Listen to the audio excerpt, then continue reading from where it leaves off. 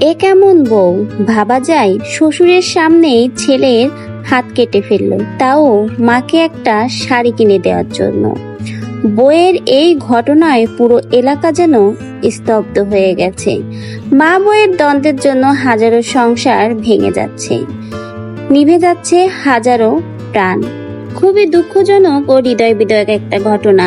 দুঃখিনী মা তাকে একটা শাড়ি কিনে দিয়েছে তার সন্তান। সামান্য একটা শাড়ির জন্যই আজকে তার বাবার সামনে সেই ছেলের হাত কেটে ফেললো ছেলের বউ।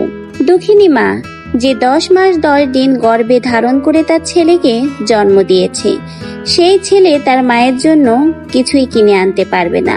বিয়ের পর থেকেই এই ধরনের নির্যাতনের শিকার হচ্ছে ছেলে। প্রতিনিয়ত বউ এবং শাশুড়ির মধ্যে দ্বন্দ্ব লেগে থাকে, সংসারে কোনো শান্তি নেই। যেমন ছিল পলাশ সাহার মা এবং বউয়ের ভিতরে দ্বন্দ্ব, ঠিক এই পরিবারেও সেই একই রকমের দ্বন্দ্ব লেগে থাকে।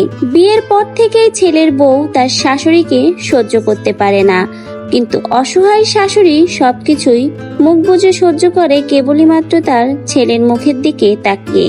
অভাগিনী মা বলতে গেলে খুবই অসহায়, তার দিনের অধিকাংশ সময় কাটে বিছানায় শুয়ে। মায়ের জন্য ছেলে শখ করে একটা শাড়ি কিনে নিয়ে এসেছে, কিন্তু কে জানতো মায়ের জন্য এই কিনা শাড়ি তার জীবনটা বদলে দিবে।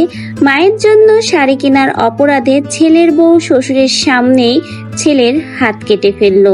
এতে যেন ছেলের বাবা একেবারেই স্তব্ধ হয়ে গেছে।